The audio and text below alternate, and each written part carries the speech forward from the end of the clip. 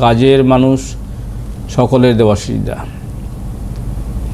বিষয়টা হচ্ছে আমরা বিভিন্ন সাবজেক্ট নিয়ে আলোচনা করি, কারণ আমাদের আলোচনা করাটাই হচ্ছে বিষয়বস্তু, মানুষকে কনভিন্স করা, মানুষকে সেই সদ উত্তর দেওয়া। লাইভ ফোনিং অনুষ্ঠানে আমরা শেয়ার করি মানুষের দৈনন্দিন জীবনের সমস্যা। কিছু মানুষ যারা সমস্যা থেকে অর্থাৎ সমাধানের পথে এগোচ্ছেন, তারা খুব তাড়াতাড়ি সমাধান পাচ্ছেন। যারা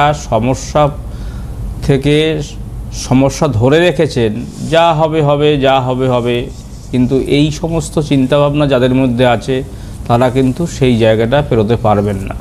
কর্মে উন্নতি বা কর্মে বাধা, দুটো শব্দ কিন্তু আলাদা। কর্মে উন্নতি হলে আপনি আপনার পথে, সৌভাগ্যের পথে এগিয়ে যেতে পারবেন। আর কর্মে যদি বাধা হয়, তাহলে আপনি অর্থ সমস্যায় ভুগবেন যেমন, এবং কর্মে বিভ্রান্তি, বিভিন্ন রকমের বিভ্রান্তি আপনার হবে। আজকের আলোচনায় বিষয়বস্তু হচ্ছে কর্মে বাধা এবং অর্থ সমস্যা। কারণ একটার সঙ্গে একটা ইকুয়াল। যদি কর্মে বাধা হবে তো অর্থ সমস্যা হবে, অর্থ সমস্যা হলে কর্মে বাধা হবে। তাহলে এই জায়গা থেকে কী করে আপনি বেরোবেন, কেন, কি কারণে এই সমস্যাগুলি হচ্ছে, নিশ্চয়ই সেই নিয়ে আমরা বলবো। যাদের লগ্নে শনি কেতু অবস্থান করছে, তারা কর্মে বাধা, অর্থ সমস্যায় ভুগবেন। অর্থ সেভিংস হবে না, ব্যাংক ব্যালেন্স হবে না।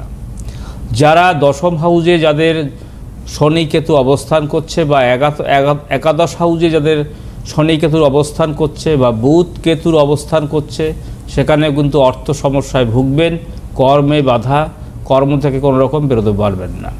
তো এই যে বিষয়গুলি, কারণ আপনার সংসার বর্তমান, আপনি যে হয়তো যিনি বিবাহ করেননি, তার বাড়ির বাবা মা আছেন, তার ফ্যামিলি আছেন, তাকে মেনটেন করতে হবে। যারা বিবাহিত জীবন অনুধাবন করছেন, তাদের জীবনে মেনটেন করতে হবে। যদি আপনি অর্থ সমস্যায় ভোগেন বা আপনি কর্মে বাধা, যদি বারবার বিভ্রান্তি হয়, সঠিক চাকরি আপনি না পান, সঠিক ব্যবসা আপনি না করতে পারেন, সঠিক অর্থ রোজগার করতে না পারেন, আপনার অর্থ সেভিং যদি না হয়, তাহলে কিন্তু আপনি খুব সমস্যায় পড়বেন।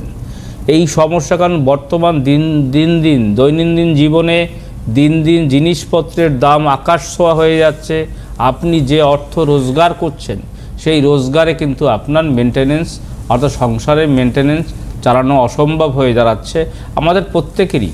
সুতরাং সেই নিয়ে কিন্তু চিন্তার বিষয় আছে যারা, নিশ্চয়ই।